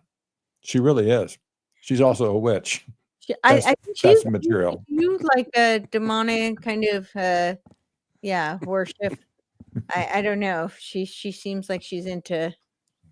Yes, there she is. I don't know. Well, she was a beauty for sure. I mean, she's an attractive woman. She was a model, I think, for much of a professional model. Yeah. But whatever comes out of her mouth, I don't know. She liked people love her. They love her. I think I wish I had screenshot it, but yeah, I don't even remember what it was on. But she did like one of my posts. Yeah. So this Joshua, I don't know how you pronounce his name, Bach, but he's the cognitive architect behind this California Institute for Machine Consciousness. He talks about this all the time, that it's he says that we're going to create this he said that there isn't now any consciousness, but that we're going to create this God creature out of the AI. So you might remember there was a video produced by two Google engineers, probably 8 years ago at this point. It was called The Selfish Ledger. Mm-hmm. It was an amazing video. It freaked everybody out at the time. Google denied it. Oh, that's not us. That was a rogue video, blah, blah, blah, And they changed their mind after about 6 months. We really did it. And so, but this movie, like a 12-minute clip, it was so stunning that people just freaked out. I freaked out because the implications was that with all the information that Google says we're going to be the ones basically to do this, they talk about the gene being the center of survival. And they talk about collecting all this information about you, about your habits, and getting it all together with all other people's experience all around the world, and basically come up with a ledger, if you will, that could direct everybody's behavior going forward, like a kind of springboarding on the hive mind thing that we talked about a little bit. Yeah. Well, that also this was in their mind back then. It's also because it's a feedback loop, right? This comes out of cybernetics, so it's they're data mining us, but then they want to also program what type of ethics, and this is really becomes like Fabian socialist ethics, right? And it's a very slow incremental kind of conditioning, and it becomes it's cybernetic, the feedback loop. Mm-hmm. Yeah. Well, but Google thought they were the ones that should be in charge of the ledger in any case, because they have most of the information in the world already. Then why not them, right? Why not us? We'll do it. Pick me. No. When you have to think, it's like, so it's that two-way flow, right? They want to take the information from us, then they want to use it to feed their large language models, but then they want to push it back at us to tell us how to think. At some point, that loop's going to break down. You know what I mean? That loop is going to fail. And that's what they're trying to do, is take the spirit out of things, you know what I mean, and reprogram us. And then at some point, basically, when that becomes a useless loop to them, they just get rid of people. That's the depopulation angle on it, I think. And so, I think that's enough. I don't.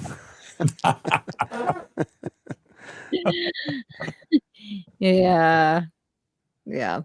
Well, this selfish ledger allegedly is the blueprint used by many big tech companies now, and it's supposed to be the basis for the way that the YouTube and TikTok recommendation engines work. Mm-hmm. So, while they denied it at the time, this has been kind of confirmed to be a big blueprint for what's going on. Exactly. It was too professional to be anything otherwise. That whole thing was so slick. The way they did it, it was just amazing to me. But they had their minds were working overtime to create the whole thing, the whole experience of that video. Yeah. Well, and it is all geared towards this like sustainable development, right? We're selfish if we're not. Oh yeah, this organization's interesting. Humanity 2.0. Yeah. They talk about human flourishing.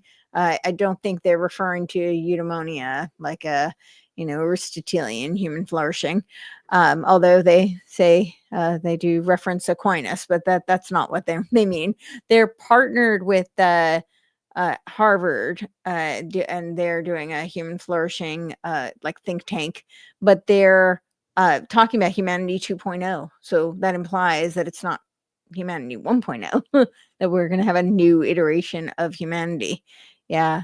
So they're, and it is kind of when you look through the advisory board, and it's very much geared towards a next iteration of humanity, which is a transhuman vision. I had done a show on it a while back, but yeah, I hope we can preserve humanity 1.0, but it does seem to be geared towards this sustainable development and that's the ethics that they're trying to inculcate. And if you don't subscribe to that, then you're considered selfish because you're hurting the planet. And that's what this Bach guy kept talking about, is that we have to parent the AGI, this terminologies, and they're doing the operational appropriation of the environment for this, because I've seen it in movies now where they talk about parenting benevolent AGI, so that they're they have good ethics and good values, and they're very concerned about the ethics and values that the AI may have, but it's aligned with whose ethics and values, I think, is the question that we need to ask. But he said that, he very much aligns with Greta Thunberg, and he read the Club of Rome, the Limits of Growth, and I think he said he was there. I don't know if I caught that correctly, but I think he was saying that he was there, and he's very concerned about what we're doing to the planet, and that the AI needs to be, understanding of this, and that they might be better at understanding it than we are. So that's very concerning. Yeah. Do we have any questions at all? Yeah, so I'm looking through.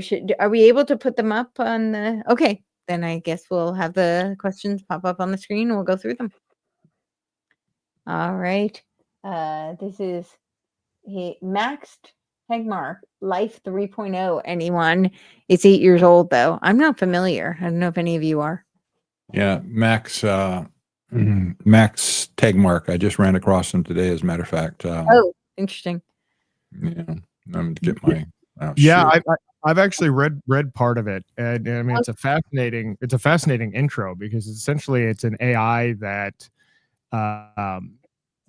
it figures out how to basically make money in the entertainment industry, how to create its own movies and then market the movies, and then it starts to amass more wealth, and then it keeps on kind of self-organizing and evolving. Like I said, I didn't read the whole book. It was kind of interesting though, because the book is 8 years old, and if you actually look at that first chapter, that first section, that's kind of happening in many ways. So, but I probably should have finished it before commenting on Maybe you don't want to pollute your mind. Yeah, exactly. This Tegmark is a Swedish American physicist, machine learning researcher, and author. He's best known for his book Life 3.0. However, Tegmark is a professor at MIT and the president of the Future of Life, whatever society. yeah. This guy's a bigwig for sure, and he's been around for a long time. This would put him about 67 years old, I think, at this point. So he's an old timer, so to speak. He grew up with the industry. So like Nick Land. Yes. Well, yeah. Except Nick Land never went to MIT. No. Sorry, Lynn. He started the CCRU at Warwick University instead. Yes, I know. Yeah. What do you think? He has been an advocate for AI safety, and so he started this thing called the Future of Life Institute, Tegmark. Yeah. Yes, when you had said, Pat, when you sent it to me, I looked that up today, and yeah, but that always concerns me. These people who are talking about AI safety, because it means they want to steer the AI. That's exactly. right. Exactly. Got it. Yes, indeed. Yeah. It's like Tristan, right? That he talks about his concerns all the time too, but it's the same narrative. Tristan Harris, you're talking about. Yes, that's right. Tristan Harris. Yeah. Yeah. All right. So he will correct us if we ever see him in person. Tristan. I want to call him Tristan. That's the way you pronounce that. Oh, no. It's Tristan. Oh, excuse me. My bad. I apologize. Tristan. I know, with your nose in the air. Tristan. My pinky up. Yes, Tristan. I remind people that the same, I did that article comparing Nick Land's Homo autocatalyticus to David Temple's Homo amor. Now, David Temple, in some ways, I actually think is more insidious because it's so deceptive. They explicitly say they're against techno-feudalism, they're against transhumanism. However, all their solutions are transhumanism and technocracy. Those are their solutions. So it's just they want to steer it and they want to make sure that it's benevolent, which means, inculcated with their ethics. So Yeah, Zach Stein is a member of the Club of Rome who's inducted last year in 2024, and he's 1/3 of David Temple. I like Maddie's question here. What do you think they'll do with the Amish? What will they do? Well, I mean, this is the thing. I think, in my opinion, and I'd love to hear what all of you think, but people seem to think that then you're safe, right? You go off the grid, you become a Luddite, and then you're safe. But I don't think they understand that they have technologies that, like, I don't think that makes you safe, because one, I mean, what are you going to do if they do start to incorporate some sort of like smart dust type technology? What happens if they have complete controlling over the farming and they regulate that? I mean, I think there's a lot of things that they can do. I don't think it makes them safe. I mean, maybe to some degree. I'm still advocating for people in pockets to push back and resist, but I don't think that going off the grid or being Amish necessarily makes you impervious to some of these technocratic and transhuman encroachments. What are your thoughts? For sure. Well, sadly, I think they already hate the Amish. That's a given at this point, but nevertheless, how they can get rid of them, that's another issue. I don't think anybody's safe, including the Amish, right?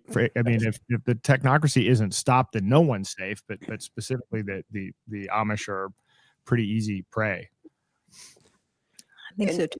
And they're a control group at this point, right? I mean, they can look at them as a control group. You know what I mean? And they haven't taken the vaccines. They haven't done certain things. They haven't taken all the stuff. So they're a control group that can be studied, but I think they're totally susceptible. They would be steamrolled.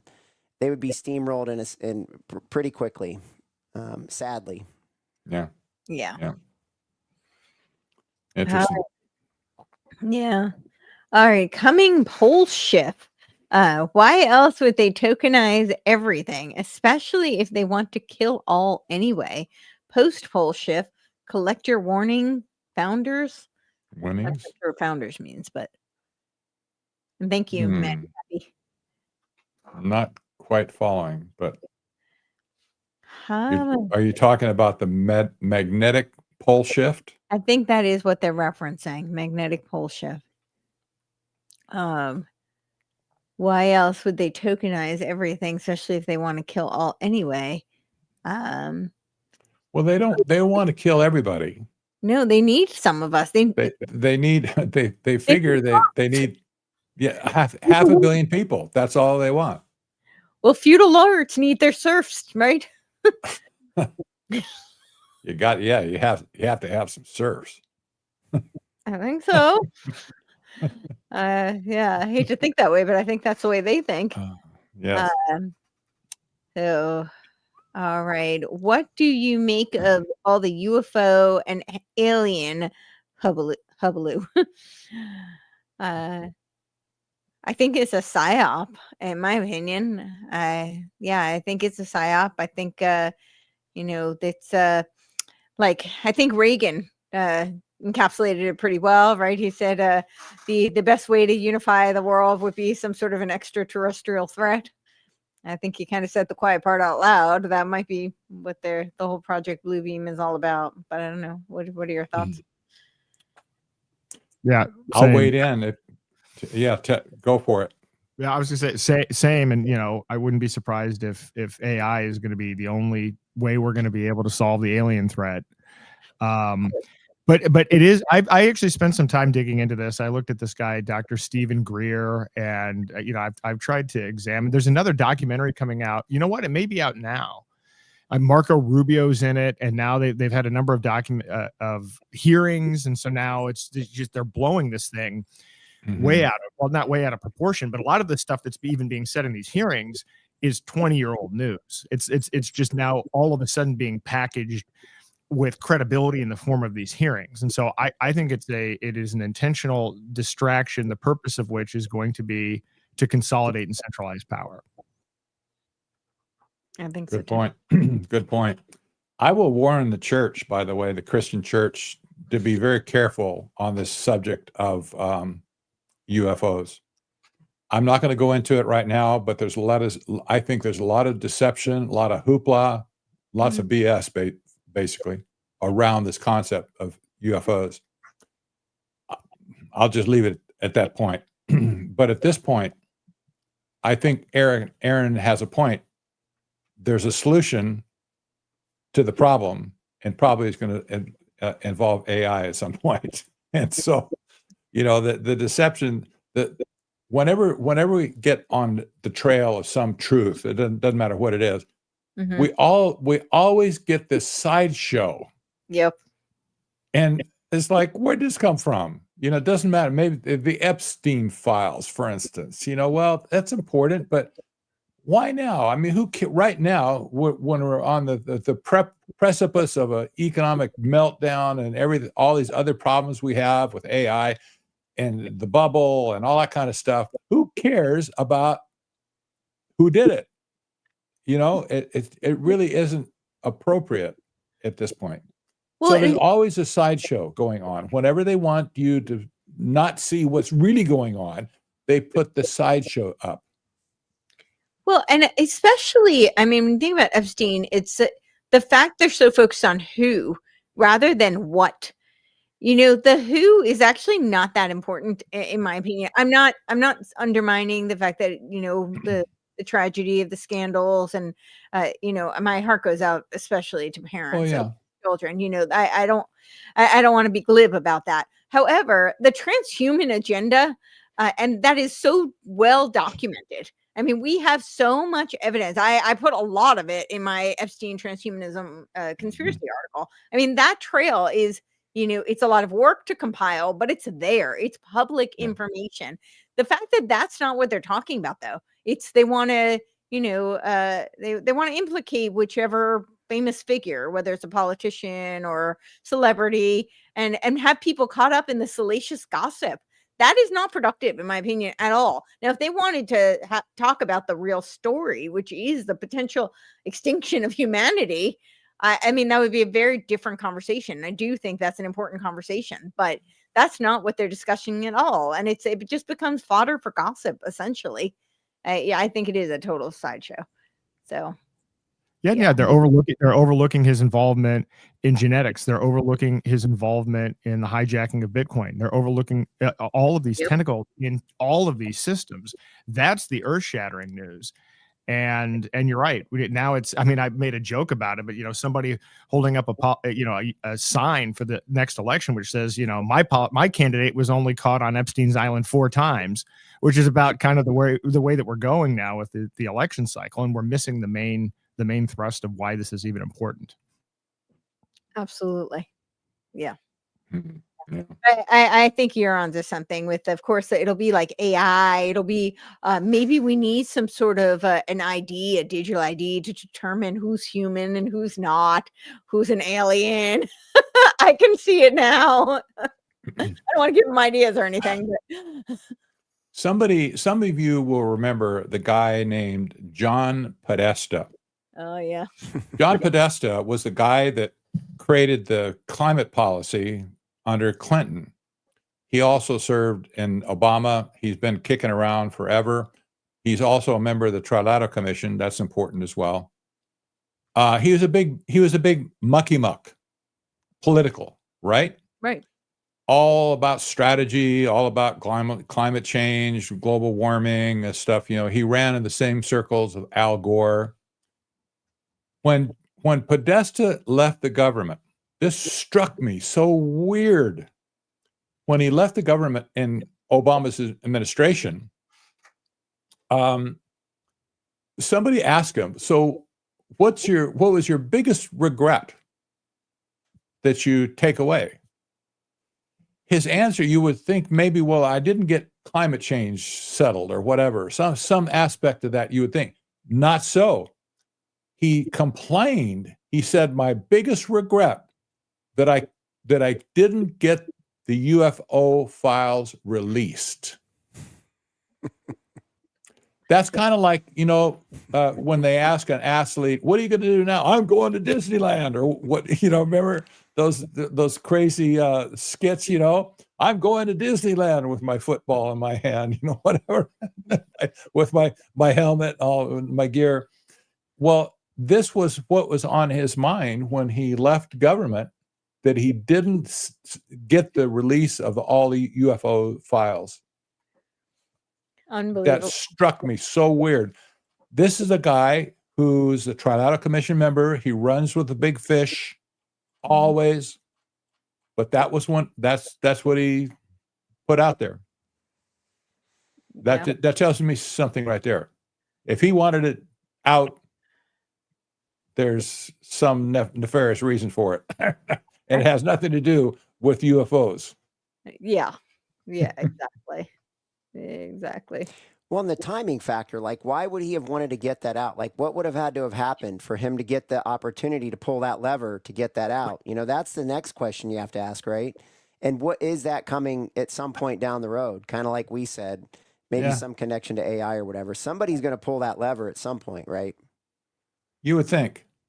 Yeah, I think that's accurate. Yeah. All right.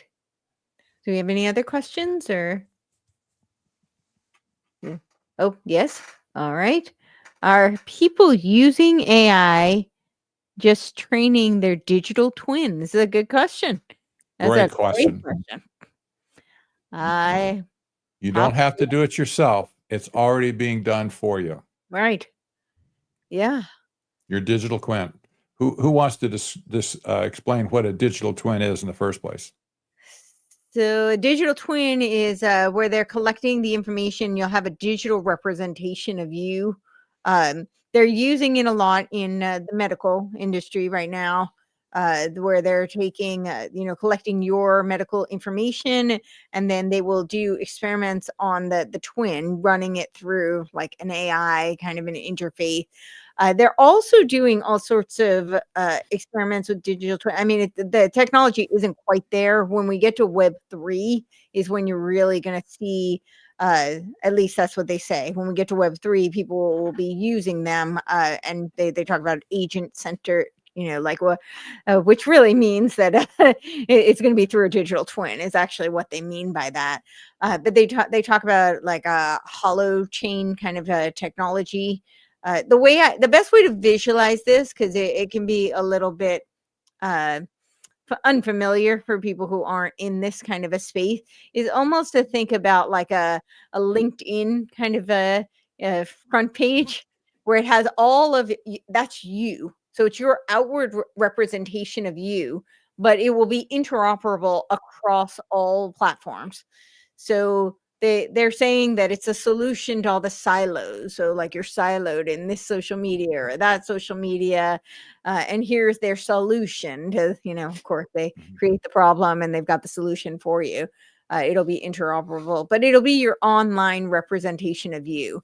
But they are currently using it in the medical industry, which is very concerning because it's they're using that as a means of diagnostics and treatment plans. So MABA, perhaps? Make America Biotech Accelerate. Oh, yes. Secretary Kennedy wants everybody to have some device, medical device, collecting information real time. Yes. All Americans, he said. Okay. Internet. Digital twins are not limited to a person. There's a whole industry. So you have companies like GE and others where they're actually creating digital twins of here's our plant, here's our manufacturing environment. So it's essentially a way to try to digitally essentially clone something and then simulate its response, whether it's a human being or an industry or whatever it happens to be. Now, I don't think that concept doesn't have to be a bad concept. It's kind of like I've mentioned, I've taken my own, genetic information and loaded it up and am using it to try to, figure out how to improve my own health and stay on top of things. The problem with it is that these things are all being integrated and the data is being shared, and there are systems that are being designed that are controlled from the top down. And this is where Operation Stargate and what Palantir Health is doing, this is actively happening right now and being pushed by the administration, and you will not have a choice in it. This is your digital twin becomes the control system. and the means by which technocrats can control you. And that is horrifying. And that's, by the way, the default case. So if you look at all of these companies and what they're doing for digital twins, they're all integrated and controlled through a central point. Well, it You also. have Oh, sorry. Go on. well, you have digital twins for people, for buildings, for factories, and cities as well. Yes. They're working on digital twins for a whole city, where all the sensors in society, including the people, will make a model where they can test traffic flows and movement of things and test the environment, all that kind of stuff. This is a big technology. It's going to sweep the world, but it brings up the subject of what's data in the first place. Why was all of this focused on data in the first place? There's a quality of data that people don't want to talk. Lay people can't get it mostly, but even the nerds don't talk about it too much. There's a property of data to where if you just collect data like numbers or your thermometer reading, whatever, you write something down that just sits on a piece of paper. There's nothing to it. It's information perhaps, but it doesn't do anything. Just collecting data by itself means nothing. You can have a hard disk full of data and all the PDFs that the United Nations ever put on it, and if it's all on your hard disk in a setting over here on the side of the desk, it means nothing to anybody. The quality of data that makes data valuable to people and what they can do with it. So there's an axiom that I use, and I think it explains pretty well what's going on. When data is collected from an object, the only use for that data is to turn it around and take control of the object from which it was collected in the first place. That makes sense? Yeah. So the purpose of any digital twin operation is not for analytical purposes. It's to turn the data around to control you or whatever the object of the data was first collected from in the first place. It was to control the object of the data collection. And it doesn't matter what it is. This is the truism. It could be a building. It could be a city. It could be traffic flows. It could be a person, or maybe a group of people as well. Yeah. It's really concerning, though, because I agree, Aaron, it doesn't have to be a negative implication, but what they're doing with it, they explicitly call digital twins the intelligent being within the holonic structure. So for those who aren't familiar with holons, this was Arthur Kessler, Ghost in the Machine. Yes. Yeah. So but that's how they're envisioning, especially, this is why I say it becomes especially relevant when we get to Web3, because with the Web3 structure, they do talk about it as a fractalized kind of a system where you have these holons. So it says, these parts as part of the larger interconnected whole, right? They keep saying how everything's decentralized, but there's no possibility for it to be decentralized in this kind of a infrastructure. It has to be centralized. It has to be all interoperable and interconnected. And they're talking about the holochain, the peer-to-peer framework. That's another big buzzword. And peer-to-peer can truly be private. There are ways to do that, but that is not what they're talking about. And in fact, typically when they talk about peer-to-peer, they're actually talking about through you. I won't get too much into that, but that middle layer, anybody who knows how that technology works, is actually operating through you. And that is a 6G technology. But I will save that for another conversation. But they explicitly say that it is used as the intelligent being. So what happens? What are the legal implications of that? Let's say they can program your digital twin or the digital twin of some sort of asset or a company, and the digital twin does something. Who's responsible for that? Because they're talking about a world that's now everything's become part of this online infrastructure. And again, we're blurring the real world, the physical domain, with the virtual world. It has very significant ramifications. It really does. And when you consider this business of necromancy, especially when you expire, your digital twin lives on, right? So you have instant access to your digital twin to make decisions for you in your absence. You can talk to your family, you can talk to whatever, you can, buy stuff, do stuff on the internet, I suppose, if you have that agentic control system at your disposal. Yeah, there's lots of problems here.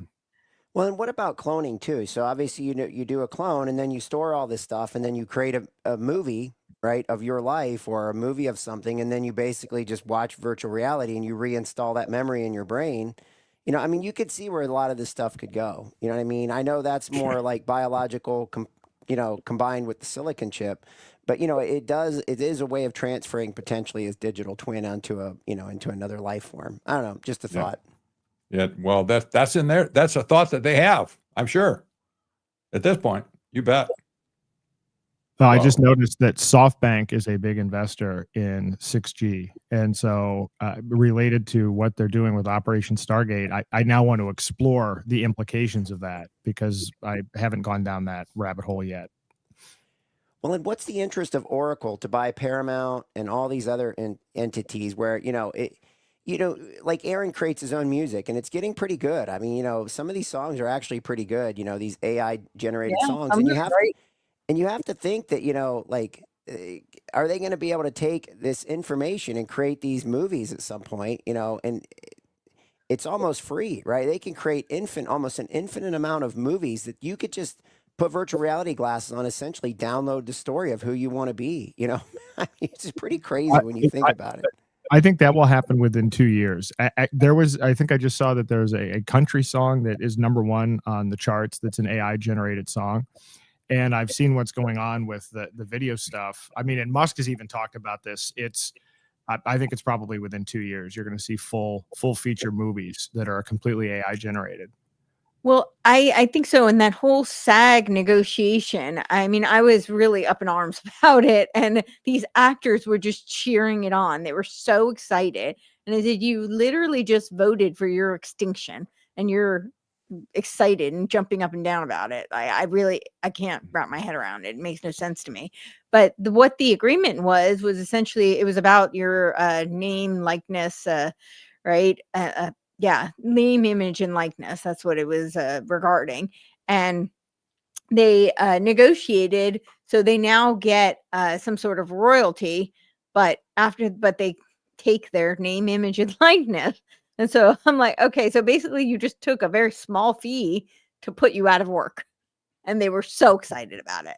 But yeah, I mean, with the way that AI is going, I think it's totally feasible that they'll be able to, when you were saying how some of the music is good, and I agree, some of the, work that they do, but what do they do? They're extracting from us.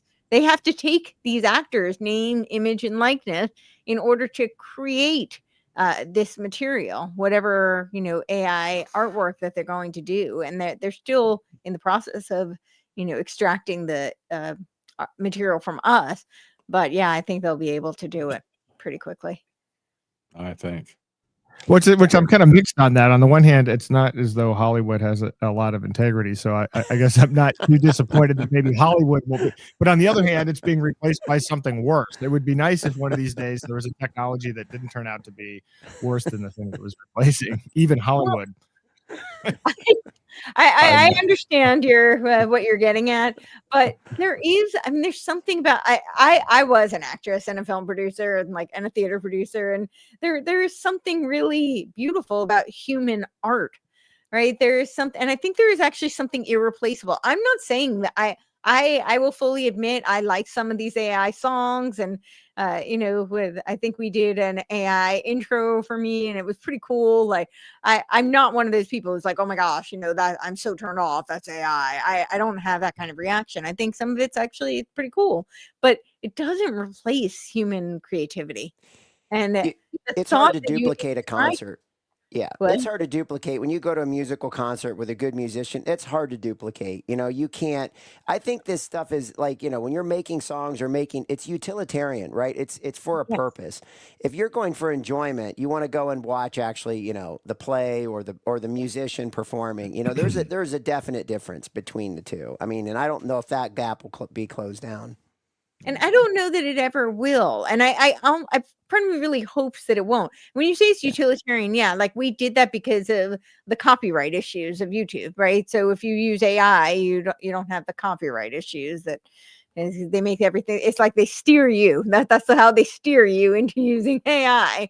But I think it definitely serves a purpose. But I kind of hope that it won't replace human creativity and human art. I think there's something that's part of our creative expression. That's part of our imago Dei, right? That's part of our soul and our soul expression. I don't know. It isn't it interesting though that they want to put us all out of work because of AI, and they say, "Oh, you'll have lots of time to be creative." Really? As they replace our creativity. Yeah. I know. Give me a break. This underscores how what a crock this whole thing is.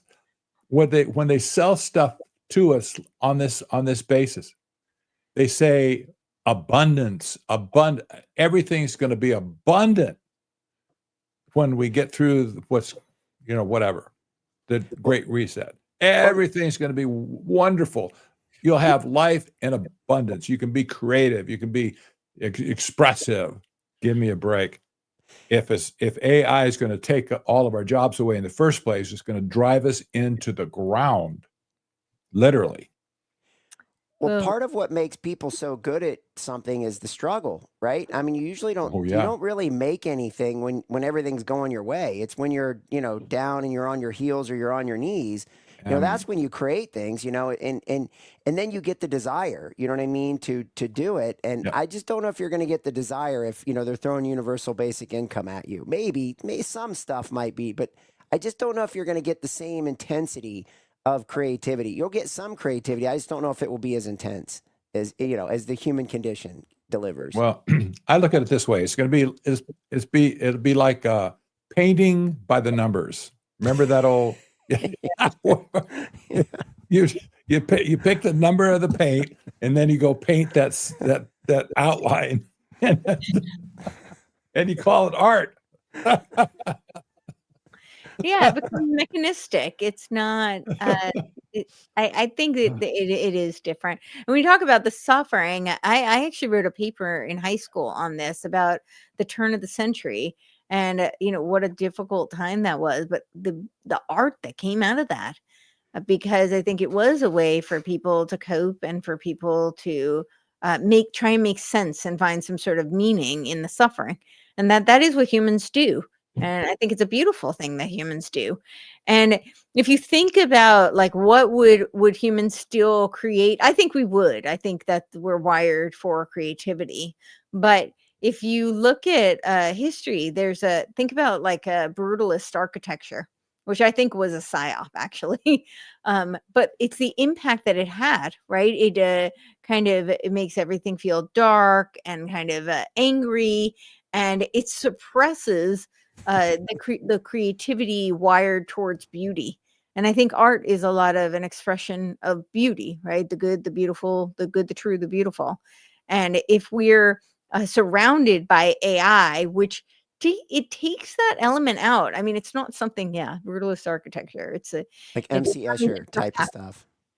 It's a very kind of like dark, depressing, and there's like an anger about it, and it's very harsh. And I think that when you are surrounded by everything that's done by AI and it's robotic and mechanistic, it takes away that element that inspires humans. So, yeah, I don't know my thoughts on that, but all right, I think we might be at the end. Are we at the end of the questions? Yes. Okay. Well, and I'll also just add that, as I would like to say that I don't think that we're going to be happy unless we come to love our servitude in Huxley's Brave New World. So I think they're going to try and brainwash us, dumb us down, drug us, but I'm not so sure. I think we'll still be aware enough. But well, thank you to my knights. Thank you to the audience, and for the great questions and the contribution. And I'll let everybody close out. And any closing words, and of course, tell everybody where they can find you individually, because you're all doing great work individually. Let's see. We'll start with you, Craig. Where can we find you? And you can find me. I do a show in the mornings, 8 a.m. East Coast time, World HD. You can find it on Rumble, X, so forth. At Real World HD is another way to find it. And I think one of the things I just wanted to say is, that we the people always have the power. We always have, whether we storm the castle or we don't need to storm the castle.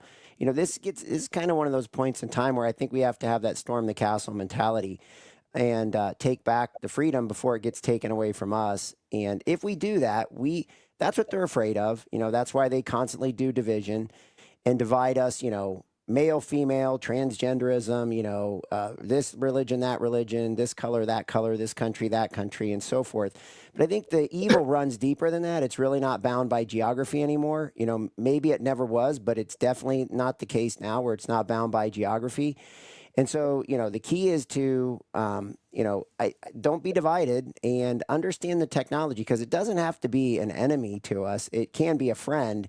But we just we the people have to unite and push back. Otherwise, we're going to get steamrolled, and we'll be like the Amish, sadly.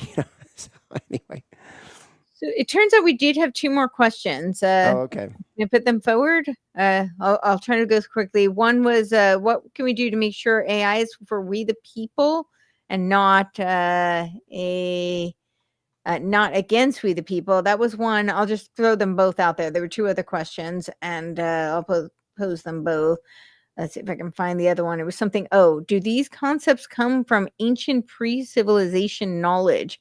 I'm always fascinated how far back these go, and how would they know AI would be compatible for a thing in the future? I don't know if anybody has anything they want to contribute on either of those, and then we'll wrap up. Miss those two. Well, I would say at least on the first one, we have to use discernment with everything that we choose to use. We need discernment with respect to which books we're going to read, and the same applies to AI. AI has the capacity to be very helpful. I see someone in the comments talking about that. It's try BrightU.ai, Mike Adams AI. But I think we have to build out of this. We have to create out of this, as opposed to shrinking in fear. And of course, my personal view is getting involved in these fights, and we have a lot of culture wars going on right now, and people are very quick to side with one influencer over another, and then you're picking which person's ideas you're going to mimic. The whole key here is that we have to take back our own cognitive liberty, our own emotional sovereignty, and our own actional independence. And that's an individual thing that we can all do at any point in time, and that to me is the singular way out of it. Yeah, I agree. I'll be a little more blunt. I think that the only good use of AI is to use it to destroy AI in the first place. Whatever you can do to clog up the system, use AI to destroy AI. Yes. I have to say, weapons against them. I have to say, I'm excited to see using Mike Adams AI, feeding it, watching what you can do, feeding it with good information, and then having that at your fingertips. Like, I don't know. I have to say, I'm kind of interested in seeing, because it's not a black box, and what's going into it. You know that it's quality information. Doesn't mean you have to agree with everything that comes at it. But I do have to say, I'm kind of excited to see what happens with that. Maybe at that point I'll decide to blow it up with you, Patrick. But until then, I do want to see. I do want to see what happens when you feed it information and you know where it comes from. So anyway, it lied to me already, so I'm waiting for it to redeem itself. I'm a little bitter on that, but I know it's early and it just hasn't been fed much information yet. I'll take on this second question because I know we're trying to wrap up. But do these concepts come from ancient pre-civilization knowledge? I'm always fascinated by how far back this goes. Like, how would they know AI would be capable of thing? I don't know if they knew AI. I'm not sure people predicted AI. But when you read, the ancients, Plato talked about techne. Right. So it's technology and how it would be used. You talked about the philosopher kings, which is essentially creating like a scientific dictatorship. So while the technology, they may not have known the specificities of the technology, certainly going back a century, they definitely did predict it. I mean, you look at Lord Birkenhead on the cover of Cosmo, and he had all those predictions in that article. I had a copy of it when I was in high school. I wish I'd saved it. I had no idea I'd be doing this kind of thing now. And that it would be useful to hold up my copy that I had. But he made all sorts of predictions about what we're experiencing now. Certainly H.G. Wells, Bertrand Russell, so that's a century ago. That's not the ancients, but they were very clear about this type of technocracy that we're experiencing now, or that we're moving into now. But the ancient pre-civilizations, I think certainly Plato, and I think the ancient mystery schools were, the Pythagorean was essentially a cult, and they were alluding to these types of concepts. They just didn't have the technology to say explicitly AI. But I agree. Yeah. all right, Aaron, you want to close out with anything and tell everybody where they can find you? Sure. I would just, I think as I already said, I think we can take back our free will, and taking individual action is the way out. You can reach me at daylightfreedom.org. And I also do a podcast on Mondays and Thursdays at 6 p.m. called The Aaron Day Show, and often have members of this panel on. So it's, I'd say it's half technocracy and half promoting different solutions and parallel systems. Awesome. Great. And Patrick? Absolutely. Let me encourage everybody to buy our book for one. This is the time to take action. You can get the book on technocracy.news, of course. You can also get it on Amazon for quick delivery at this point. I still don't have a stock of books because apparently I feel like we're having some pressure from Amazon. They just don't want to send me the books personally. I don't know why.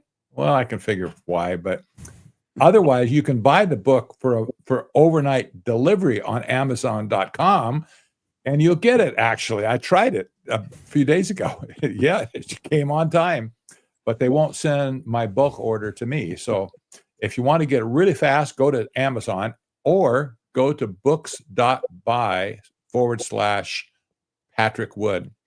This is a new service that I'm trying, and they can deliver anywhere in the world, just like Amazon, and they can do it very inexpensively, only $5. Whereas if it's a Canadian, even if they order a book from me, it's the postage is more than the book, and you have to go through all these hoops to get it into Canada. Crazy stuff.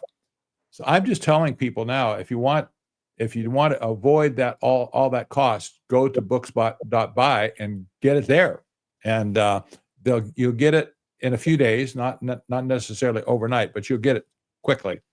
So on Amazon, you'll find there's 6 reviews, maybe 6. Well, there's definitely 6, maybe more, but all 5-star reviews so far. That tells me something. People are resonating with this concept of the final betrayal. So get with it. Get books for Christmas. Get books to hand out to people. I'm impressed, by the way, that we have so many orders in the last 2 weeks since the release of the book. People are buying multiple books already. They haven't seen the book at all in their hands, but they're buying 2 books, 5 books, 10 books. I've never seen this before. So people are getting ready to make a campaign out of this. That's a wonderful thing. Oh, I see. There's another review now. We got seven reviews now. How about that? Yeah. So I know there you are. That this the they say in England the proof is in the eating of the pudding. Yeah, absolutely. And you said already technocracy.news where they can find Yes, you. absolutely. Awesome. When I have books, I'll sign it, the ones that I can. Of course, Courtenay can't sign them because she's not here with me. But, and I'm not going to send them to her to be signed and then send them on. We can't be shipping our books all over the country for a signature. But when I get a book in my hand, I always sign it for people and say a little prayer over it as the book goes out in the mail. Yes. I think I think it was Harry who said that he actually read it, and he said if it weren't for, I can't find the exact I think I'd have to scroll up too far, but he said something to the effect that if he hadn't been following our work and had read the book, that he wouldn't know as much as what's going on now. So he really enjoyed it. Excellent. Yes. Excellent. Signal before silence, and thanks team. Thank you, Harry. Yes. Yeah, and I'm Courtenay Turner. You can find me at CourtenayTurner.com. I spell my name like Courtenay, CourtenayTurner.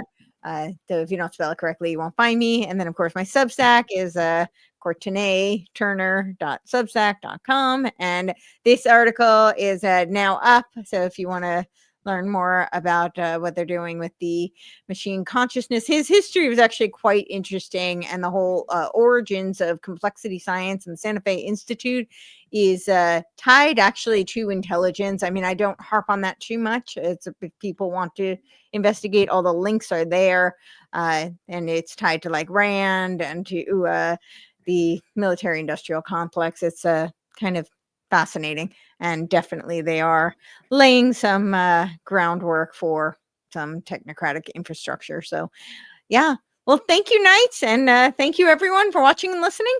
And I think next time we don't have the date yet, but it'll be about a month. We'll get the date up and out to everyone as soon as we can. But we are going to talk about technocracy and food, and we do know how they are going after the farmers. So that will definitely be a very important discussion. Indeed. Great. Thank you. Thank you. Bye. God bless. God bless. Mhm. All right.